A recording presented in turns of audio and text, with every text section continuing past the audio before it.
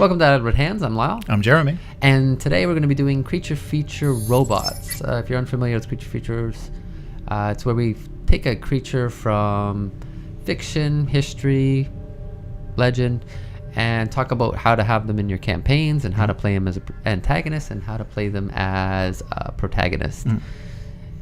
Part of our creature feature tradition is that we find an underappreciated bad movie that deals with that particular creature and watch it and then reference it throughout and let you know how it was.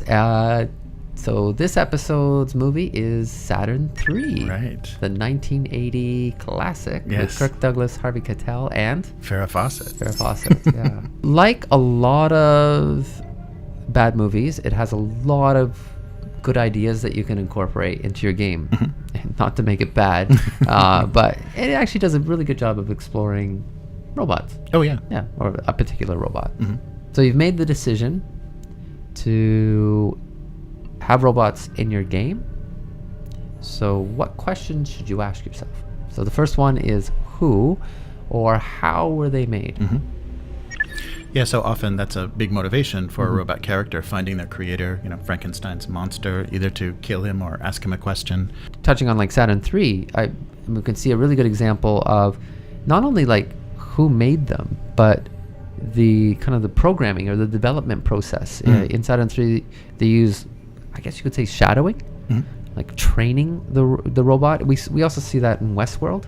Yes. Where they train the robots to act like humans. I mean, there's a lot you can do with that. Like, how were they developed? Like, who developed them? Was it another robot or was it a human?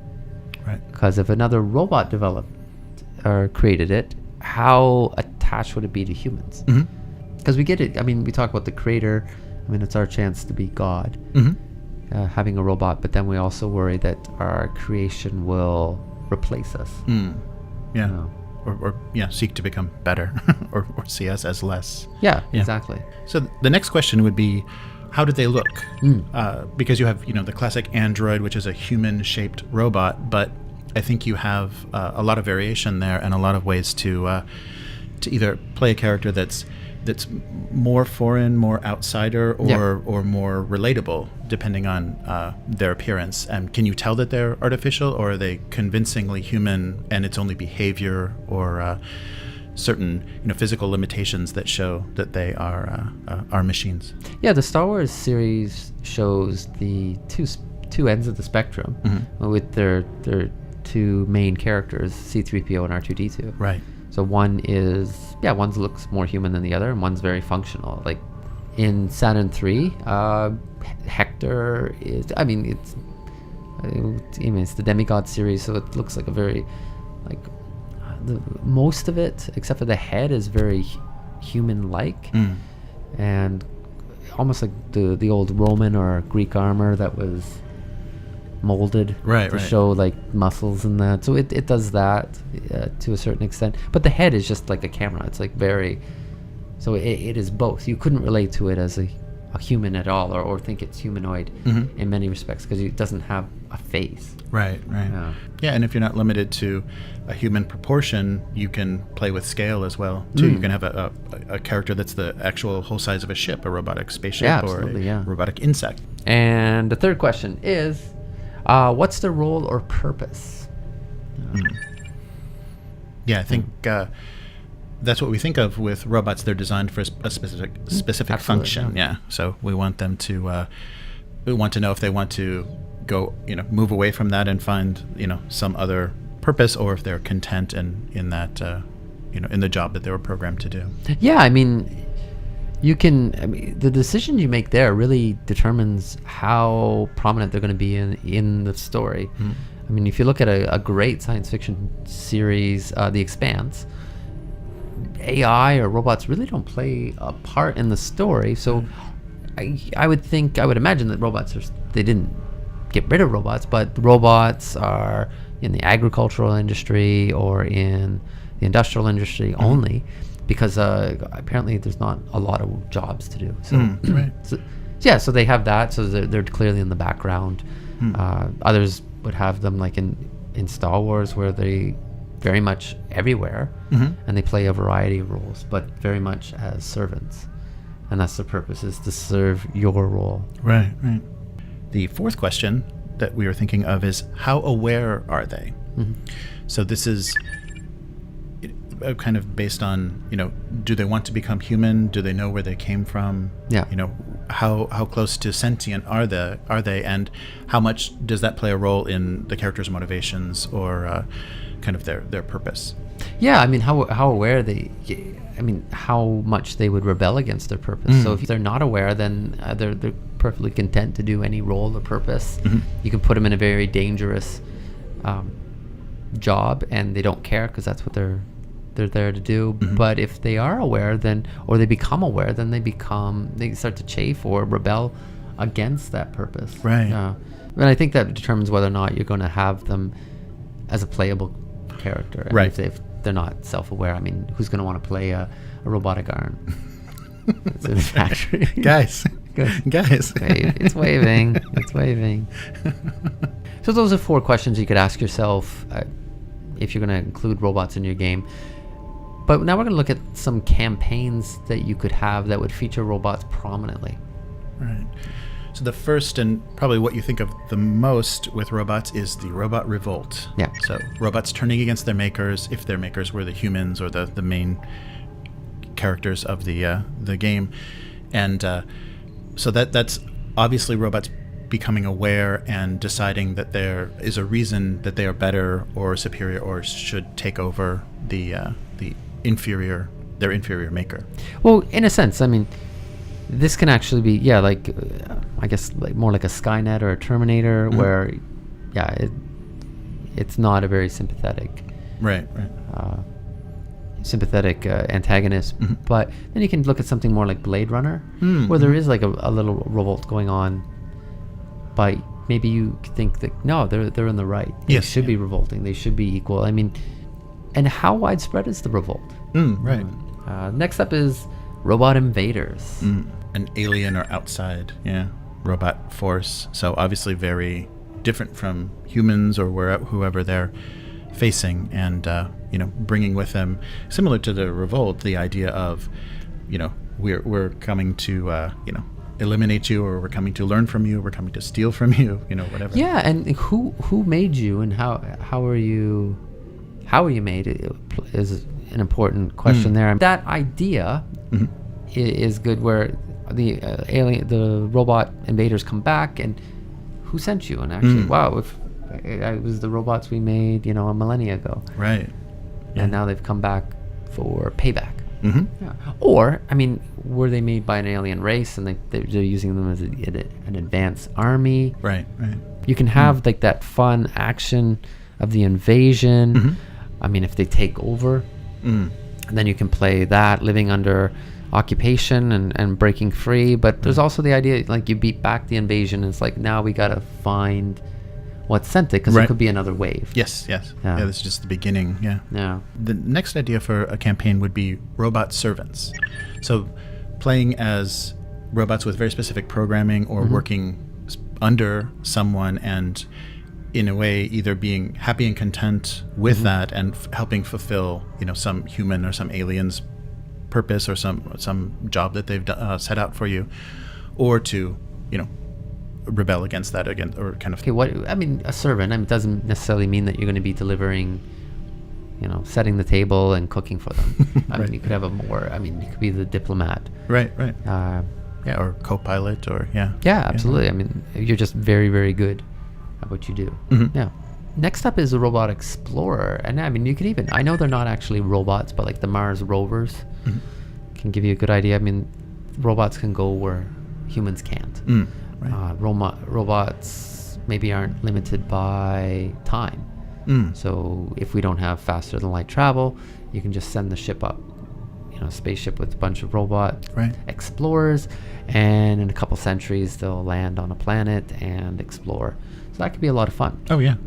You could be that exploring party, and then what's fun about that is you're not confined. I mean, maybe don't all look human. You've maximized your efficiency, and you're the best shell for your particular role or job. Do you become self-aware during the sleep, if you will, or the powered down mode? Right. Yeah, because if the robots are serving as explorers, they're going beyond anything any human has ever experienced, and it may change them. It may do something to them that was completely unexpected. Yeah. And I mean, you could have things where the robots that lose. I mean, they're so far away from where humanity is, but they're keeping in contact, and then they lose contact with humanity. So, I mean, the game could be to reestablish contact with humanity and try to find them. Right. Yeah. Where are they? Find life.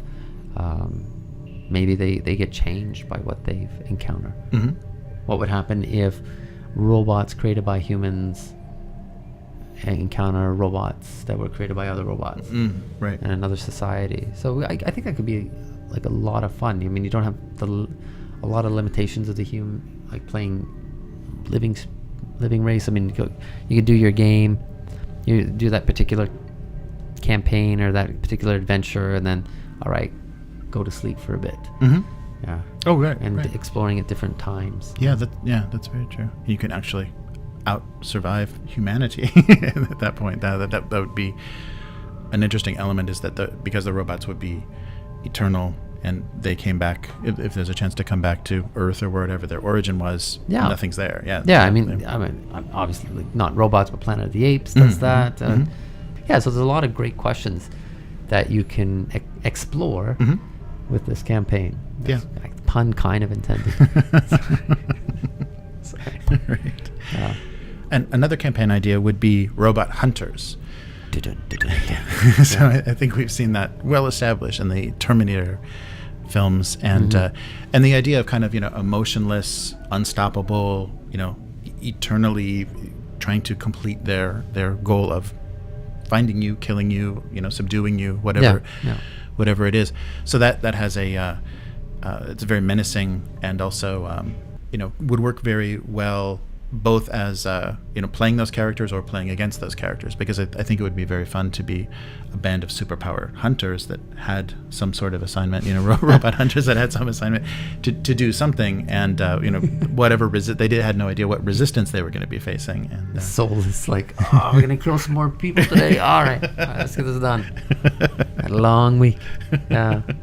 Absolutely. I mean, the Berserker series from Fred Saberhagen, I mean, that's what they are. Is the robots are hunters. They were developed as weapons to take out some life forms, and they've decided they were going to take out all life forms.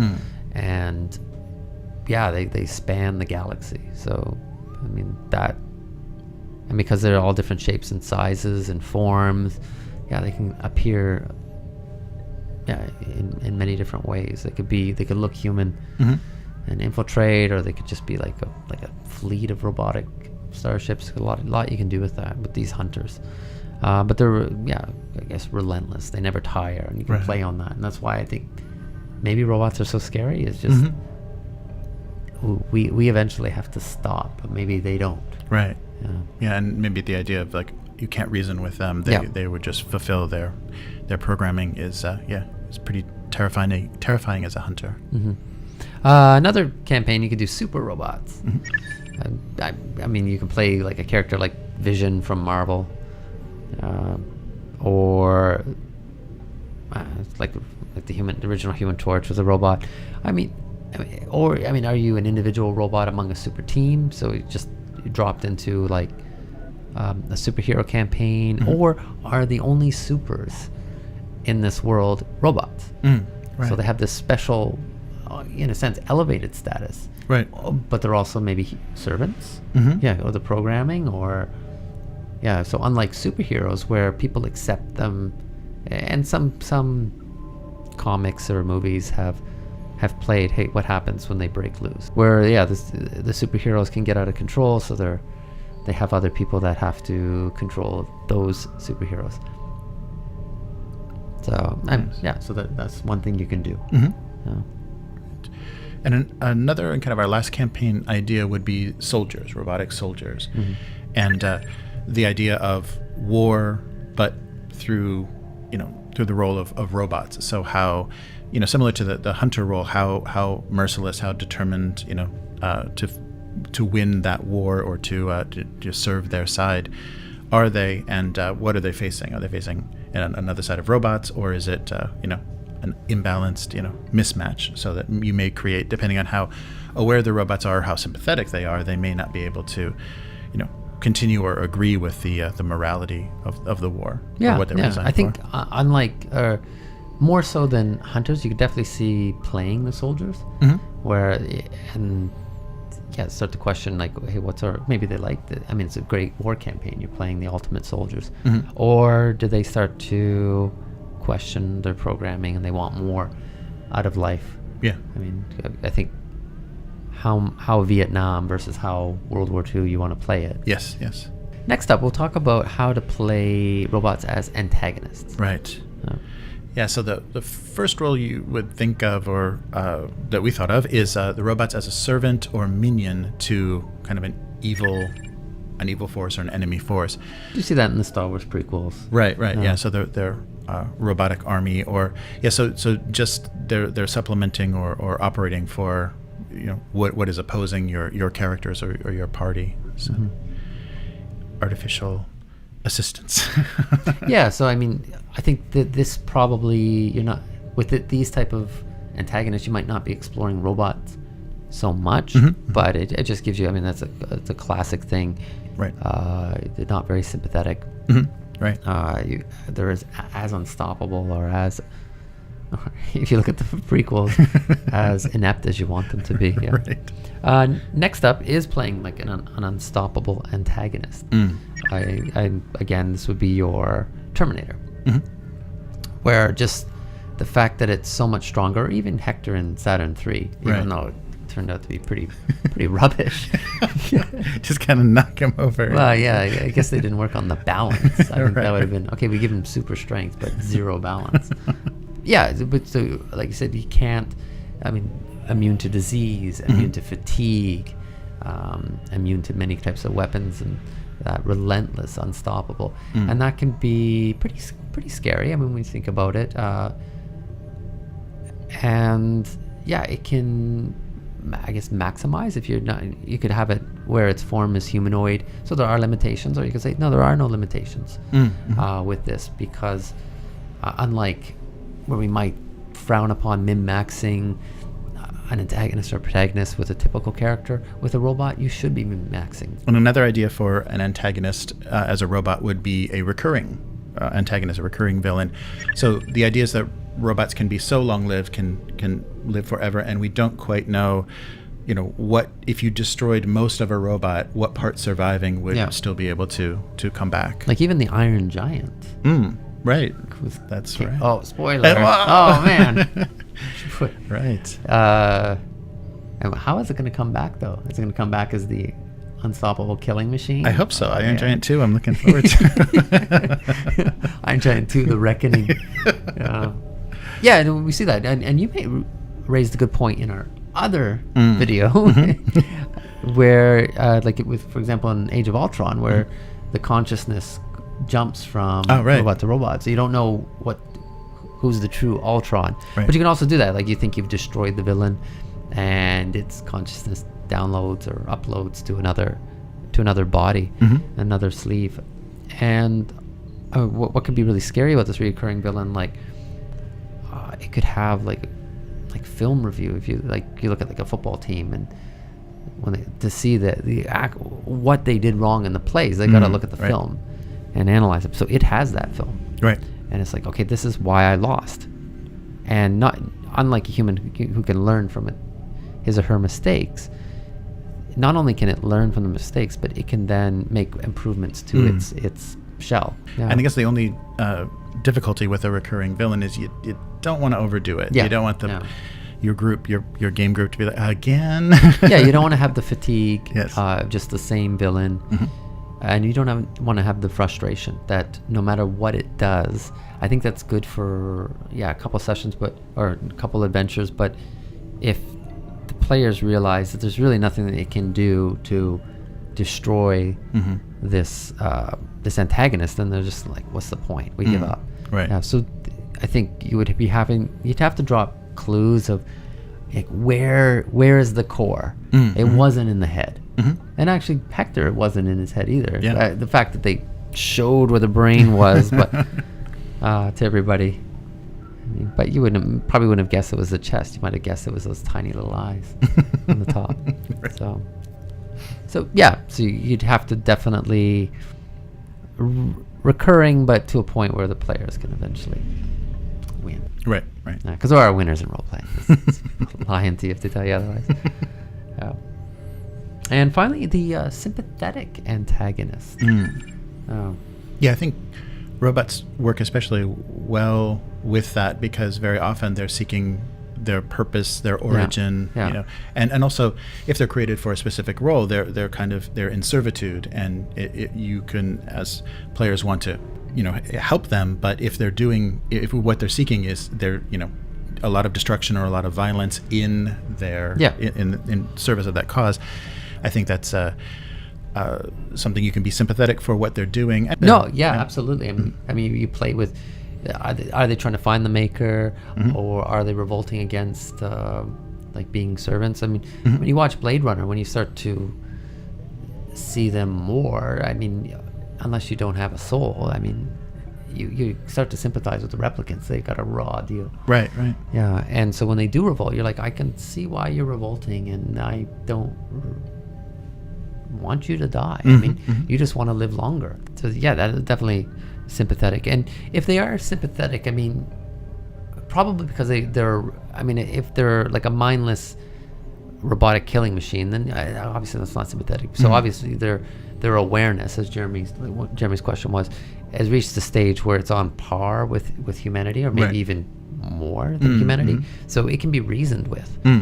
And what is it trying to do? Like, it could be trying to find, for example, its maker to fix its programming. Maybe we think it reaches a certain stage, that singularity, where it can make others like it, but maybe it can't, and it needs help, and that's all it's trying to do, is get the help to have proper emotions, to become more human. So I mean, it starts as a misunderstanding, then you're sympathetic, or maybe you're sympathetic but just like, no, I mean, we can't coexist. I mean, somebody's got to lose, and it's going to be your species, if you will. And next up is protagonist. Right, and the first protagonist that we thought of is similar to, on our antagonist list, a servant. Identical. It is a servant, someone that's given a specific purpose or a specific cause, and they're serving something else, their master, their creator, some other power, and that will be something that either the other players will become involved in, or it will become a difficulty for the party, because he may, end up betraying them or doing something against their purpose, because he's got his own kind of his own. And we're not necessarily saying play a butler. Right. I mean, it could be going back to the Robot Explorer campaign, that they're serving humanity by doing this. They're doing a job that is too dangerous for humans to do. So I mean, they are serving.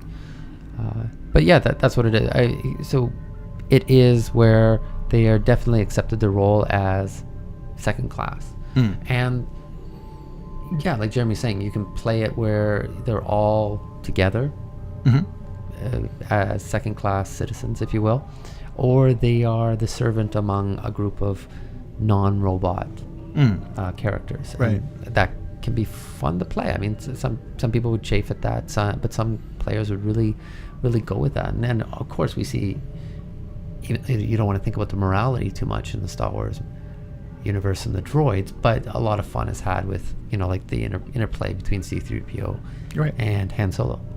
Yeah, that's and Leia and everybody else that treats them like dirt. Right. Or even when you look at somebody like R2-D2, where they are servants, or it's a servant, it accepts that, but it's a bit impish or kind of knows best. Right. So it's not really breaking its programming, but going outside the parameters to be a better servant. Right. And that role gives you either inside information or special abilities that other people wouldn't have, because you're specially designed for a role. Yeah. Next up is the robot as outsider. So where if you have a robot which doesn't have human emotions, or I mean, it's as smart as humans, or even smarter, but can't relate to them. So, I mean, that they are an outsider, or the fact that maybe their role in society is as a servant, but you're clearly much more than that. You are interacting with, for example, a super team, or walking around with clearly free on a starship, not acting as like a butler. So, but you're still an outsider. Like, how do other people react to you? Whether or not it's the other players, or whether or not it's the NPCs that you interact with. Right. And that could be fun to explore. It's like, I mean, you're having to put yourself into, like, if you don't have the human emotions and the outsider is like internal, that could be a really good role-playing opportunity, because we're so used to playing, whether or not we're playing elves, dwarves, or Vesk and Starfinder, but we still bring a humanity to it. And it's like, okay, I'm going to be a human in a big lizard body, but this is like, you don't have the normal crutches of maybe empathy, emotion. Yeah, so what are you going to do with that? Yeah, right. Yeah, and I think how other people are interacting with you, or kind of pushing you out of the group, or out of acceptance. Yeah, it is a fun dynamic to play as a character. No, or you can have all of those things. Like, you look like a human, you act like a human, you're like replicants in Blade Runner, but you're an outsider because you're not supposed to be there. Yeah, you've got a job to do, so you're not only an outsider, you're on the run, you're a fugitive. Right. Yeah. And you could be with people that are sympathetic to you, or helping to liberate you, or you're all like in Blade Runner, like a band of replicants, or a band of robots that are trying to escape to a better world, or to seek something, which leads us into our third idea for playing a protagonist is a seeker, a robot seeker. So you're seeking, your creation, your creator, your purpose for living. You have a mission that maybe was part of your programming, or is something that, as you realize consciousness, or became aware, it became your character's motivation. So I think a robot seeking a certain a certain answer, or a certain reason for why they're here, is a lot of reason why people use robots in fiction and stories, as a kind of a human existential analog of who created me, and what is my purpose. And that also lets you play with certain ideas, like, what is robot spirituality? Like, if they are seeking their creator, do they see them as their god? Yeah, absolutely. I mean, are they seeking to be more like humans? So, I mean, you can see it like in Star Trek with Data, getting an emotion chip and working with that. I mean, so they could seek to become more human, or as Jeremy said, they could seek to incorporate aspects of human society into their own society, and then how would that work out? And you can think you could have an entire society of robots, and they are seeking or imitating in a robotic way human society, with like human spirituality, human entertainment, filling a void.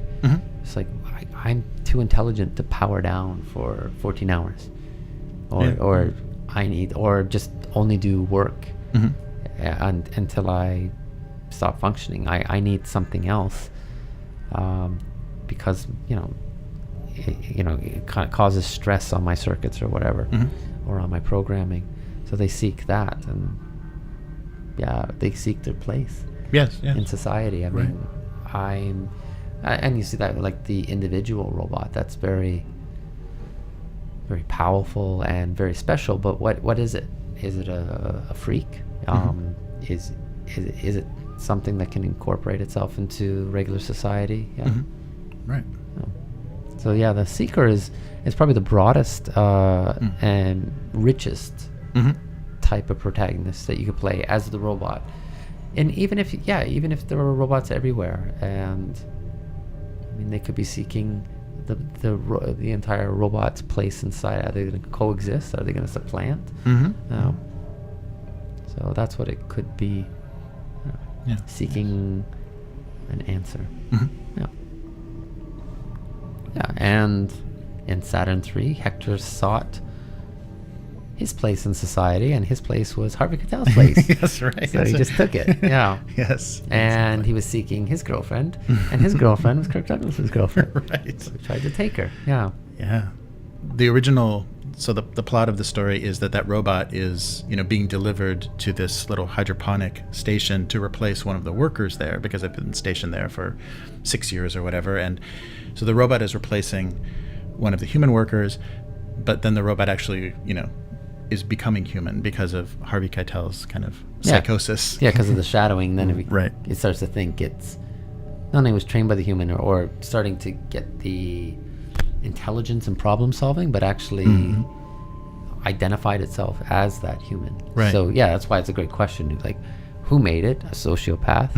How was it made? By shadowing the sociopath. Then the robot's probably going to be a sociopath. Right. Or right. I guess psychopath. Yeah, Psychopath. Yeah, Sorry. Right. Yeah. Right. I didn't even try. Yeah. Yes. And amazing, the look of that film, it had an $11 million budget. This is like 1979, 1980. But Star Wars had a $10 million budget and looked so much more amazing. And it was even shot in sound studios and stages in England. So they didn't have much of an excuse why it looked so terrible, because they definitely had the money to make it. They spent it all on Farrah Fawcett's nude scene. I think so. And all the white cotton loungewear that she was wearing. Well, this was the abridged version of our robots creature feature. If you liked it, please check out the longer one where we give a little bit more detail, and you can see how we came up with these questions. Right. And the came up with these roles for antagonist and protagonist. If you liked the video, please like, share, and subscribe. Let people know. And what did you think of the video or Saturn 3? I mean, are you a fan and you're pretty angry that we ruined it? I think Saturn 3 ruined Saturn 3. And were there protagonists or antagonists that we missed? Right. Yes. Or campaign types that we missed? Yes. Yes. All right. Bye. Bye.